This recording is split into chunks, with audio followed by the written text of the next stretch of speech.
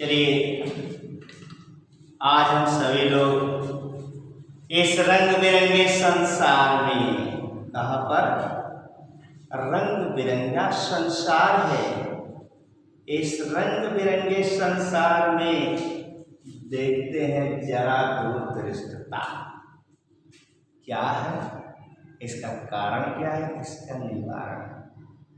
ठीक, जैसे आप देखें कि जब कोई बुजुर्ग हो जाता है तो बुजुर्ग होने पर क्या बोलता है कि रउआ तो कहाँ तक दिखाता है, अरे बिलगाता है कि ना, कुछ कुछ बिलगाता है, थोड़ा थोड़ा बिलगाता है, मतलब आसपास रूप से ना बिलगात मतलब दिखाई देना। ये जो है हमारी जो इधर की भाषा जिसको आप लोग ज़्यादा पसंद करते होंगे कुछ लोग, वो भाषा है। तो जो है जैसे देवरिया साइड में इस तरह से लोग बोलते हैं, बलिया साइड में ऐसे बोलते हैं। तो इसमें क्या है कि जब उम्र बढ़ती है यानी कि वृद्धावस्था की तरफ जाते हैं तो जो आँख की पेशियाँ हैं वो आँख की पेशियाँ कमज़ोर पड़ जाती हैं, उनकी पेशियाँ कमज़ोर पड़ जाती हैं, जिसके कारण व्यक्ति वस्तु को अस्पष्ट रूप से नहीं देख पाता है। इसी को जरा दूरदृष्टता कहते ना भैया, अरे कुछ कुछ दिखाता है, यानी कि थोड़ा थोड़ा दिखा, जरा सा दिखा, पूरा सा, ठीक ना, जरा जरा दिखता है।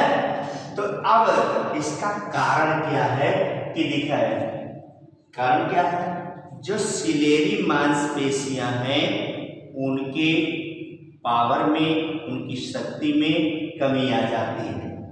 दूसरा क्या कारण है कि जो नेत्र लेंस है उसके लचीलेपन में भी कमी आ जाती है।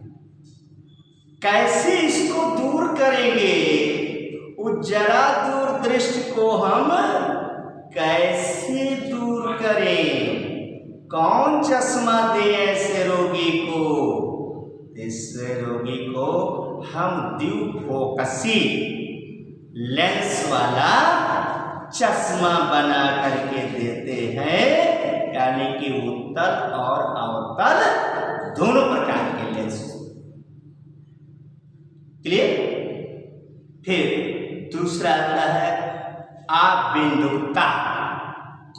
आबिंदुकता क्या है, इसके कारण और निवारण। जैसे आबिंदुकता का कुछ लोगों को आपने देखा होगा कि चश्मा लगाते हैं तो ऐसे देखते हैं, देखा सुना, ऐसे चश्मा देखो, ऐसे लगाए चश्मा,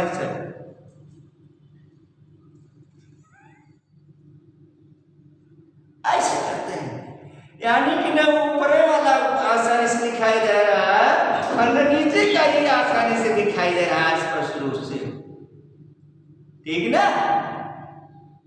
तो उनको कैसे दिखे, क्या है भैया, ऐसे बहुत छोटा सा, जैसे कोई धब्बा दिखाई दे, धब्बा जैसे दिखा, साफ ना दिखाई दे रहा है, तो इसी को क्या बोलते हैं, आबिंदुकता।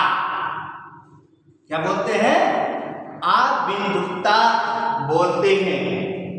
इसका कारण क्या है, इसका कारण है कार्निया की गोलाई में अनियमितता, कहीं ऊंचा कहीं खाला, कहीं ऊंचा कहीं खाला, इस तरह से वो कार्निया जो है ऐसे कहीं ऊंचा कहीं खाला, गोलाई में अनियमितता हो जाती है भाई। तो कैसे इसको दूर करें, इसको दूर करने के लिए बेलनाकार, कैसा, बेलनाकार लेंस वाला चश्मा का प्रयोग करके इस दोष को दूर किया जा सकता है।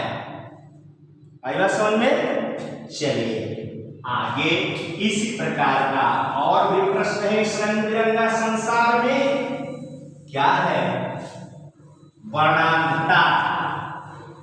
वर्ण कांधा जिसे वर्णांधता कहते हैं। भाई क्या वर्णांधता? चलिए प्रश्न आता है कि वर्णांधता क्या है? टिप्पणी पूछा जाता आपसे, वर्णांधता क्या? देखिए कभी कभार ऐसा होता है कि मनुष्य लाल और हरे रंग में विभेद नहीं कर पाता, अंतर नहीं कर पाता है कि कौन लाल है, कौन हरा है, कौन पीला है। रंग के उसको जो है कोई अंतर दिखाई नहीं देता है। ऐसे व्यक्ति को वर्णांध व्यक्ति कहा जाता है और इस अवस्था को वर्णांधता कहा जाता है।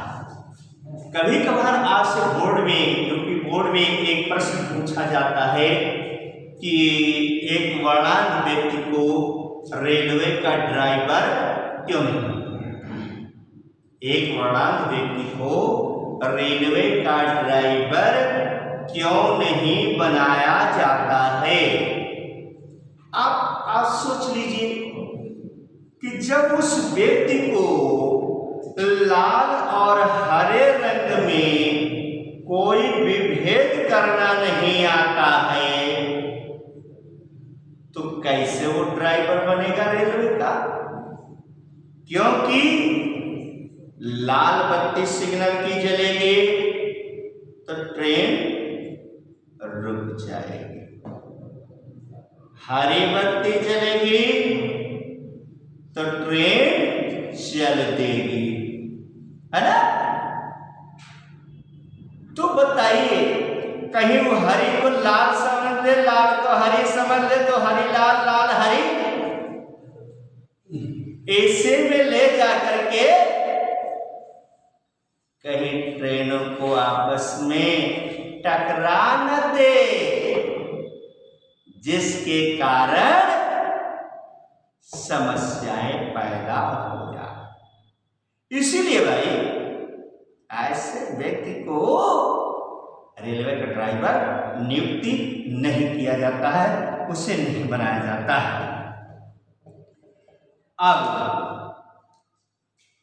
ये होता क्यों है? अब यहां पर देख लीजिए, आप सोच रहे हैं यहां बिल्कुल इससे दूर हट जाइए कि चश्मा को जो है क्या कि इसकी शरीरी मांसपेशियां कमजोर हो गई होंगी, ये हो गया होगा, कुछ ना भाई, ये जीन की अनियमितता के कारण होता है। जीन की अनियमितता के कारण होता है। अब आप कहोगे कि जीन क्या होता है, अनियमितता का कारण कैसे क्या है? आइए थोड़ा सा चर्चा करते हैं इस जीन पर। चलिए देख,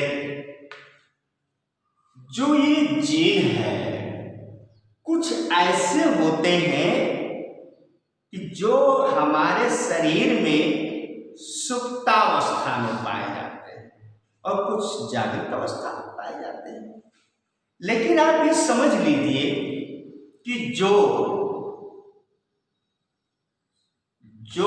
सो रहा हो उससे बार बार आप कहें जग जाओ जग जाओ जग जाओ, तो एक बार तो उसको क्रोध आता ही है ना।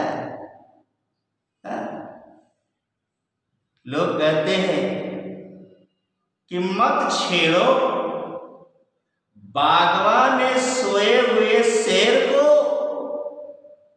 मत छेड़ो बागवान में सोए हुए शेर को, क्योंकि छेड़छाड़ शेर को खूंखार बना देती है। तो उसी प्रकार से जो जीन हमारे बॉडी के अंदर है वो सुप्तावस्था में, और किसके अंदर ये होता है ये भी जानना, ये खासकर महिलाओं के अंदर ही होता है ये जीन। महिलाओं में 3 होता है। अब जैसे अब आप कहेंगे पुरुष में कैसे जाएगा, चलिए इसका परीक्षण टेस्ट कर लेते हैं क्या है। जैसे देखिए एक नॉर्मल व्यक्ति है, नॉर्मल यानी कि सामान्य पुरुष है, उसका विवाह एक कलर ब्लाइंड यानी वर्णांध स्त्री से हो गया, यानी कि वर्णांध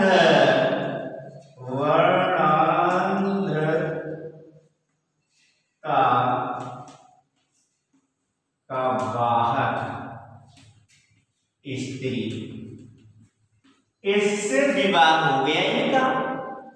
अभी सामान्य है तो इनका भाई सूत्र तो यही रहेगा, और ये वाहक स्त्री, जबकि इसमें कोई लक्षण नहीं दिखाई देगा। अगर आप सोचो कि ये जो कैरियर है इसके पास कोई लक्षण, तो लक्षण नहीं दिखाई देता है। इसमें एक्स और ये हम ऊपर सी लिख देते हैं, सी का मतलब होगा क्लाइंट।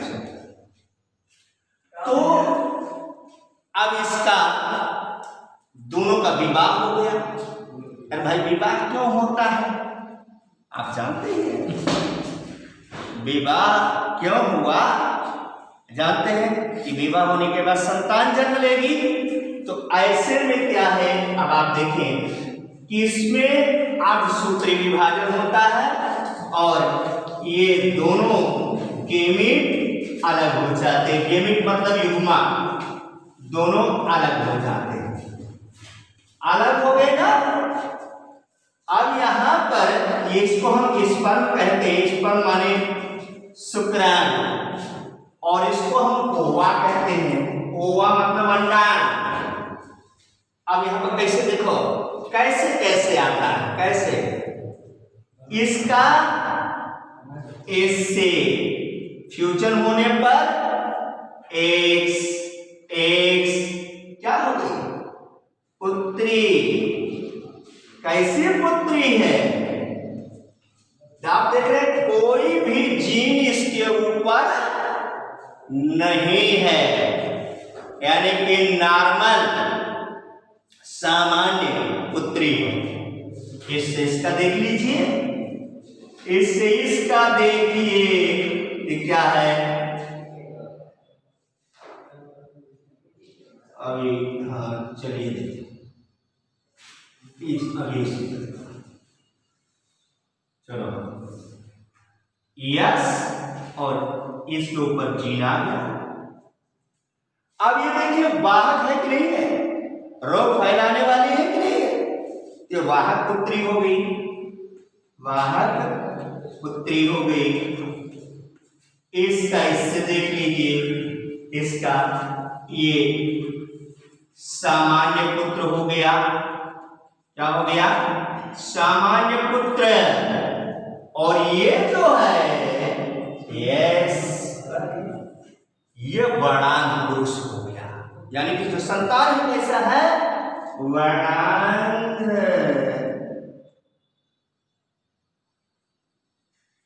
वर्णांध पुत्र। तो कहने का मतलब ये है कि जो 50% संतानें होंगे वो तो बिल्कुल निरोग होती हैं, लेकिन 50% संतानों में 25% जो होगी पुत्री, वो जो है वो कैरियर होती है, वाहक होती है, और 25% जो पुत्र होंगे वो वर्णांध। धन्यवाद। इस तरह से आप लोग इस नोट्स को बनाएंगे और तैयार करेंगे।